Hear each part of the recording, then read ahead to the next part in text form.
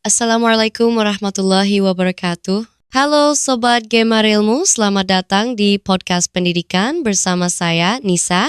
Hari ini kita akan ngobrol tentang topik yang sangat menarik dan penting, yaitu penerapan metode deep learning dalam pembelajaran di sekolah dasar. Bersama saya sudah hadir seorang narasumber luar biasa. Beliau adalah pemerhati pendidikan sekaligus praktisi teknologi pembelajaran, Pak Gemar. Halo Pak Gemar, apa kabar?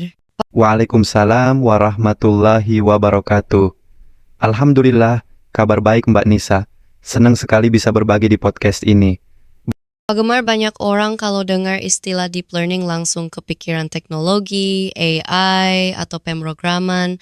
Sebenarnya apa sih deep learning dalam konteks pendidikan? Betul sekali Mbak Nisa.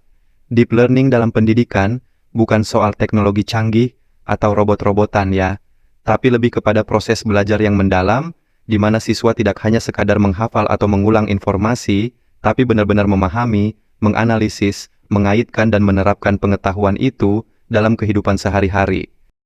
Lalu, kenapa deep learning ini penting untuk diterapkan sejak di SD, Pak? Karena SD itu adalah fondasi.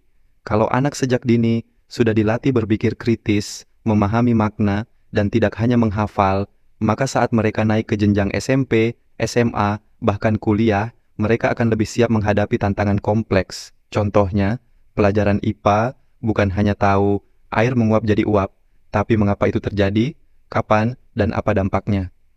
Menarik sekali, Pak. Nah, bagaimana cara kita menerapkan metode deep learning ini di semua mata pelajaran, termasuk pelajaran seperti matematika atau PPKN? Wah, ini pertanyaan bagus. Deep learning bisa diterapkan dengan strategi pembelajaran aktif seperti diskusi, proyek kelompok, pemecahan masalah, atau refleksi.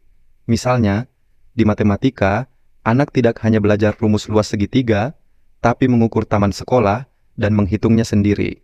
Di PPKN, siswa bisa berdiskusi tentang nilai-nilai Pancasila dalam kehidupan nyata mereka sehari-hari. Itu siapa aja yang harus terlibat dalam proses ini?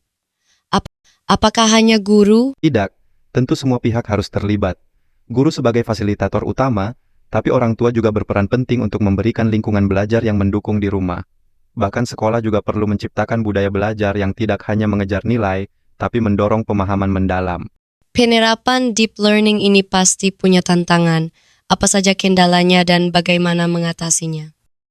Tantangan utamanya adalah perubahan mindset. Banyak guru masih terbiasa mengajar secara konvensional. Maka, penting ada pelatihan, dukungan kepala sekolah, dan contoh nyata praktik baik. Yang kedua, waktu belajar yang padat, tapi bisa disiasati dengan integrasi antar mata pelajaran, jadi tidak membosankan. Pak Gemar, terakhir, apa pesan Bapak untuk para guru dan orang tua di luar sana? Pesan saya sederhana, kalau kita ingin anak-anak kita tumbuh menjadi pemikir yang cerdas, kreatif, dan berkarakter, maka mulai dari sekarang, mari kita ubah cara kita mengajar dan mendampingi mereka. Belajar bukan soal cepat paham, tapi soal memahami dengan makna. Masya Allah, luar biasa. Terima kasih banyak Pak Gemar atas ilmunya hari ini. Semoga bermanfaat untuk kita semua. Amin. Terima kasih juga Mbak Nisa.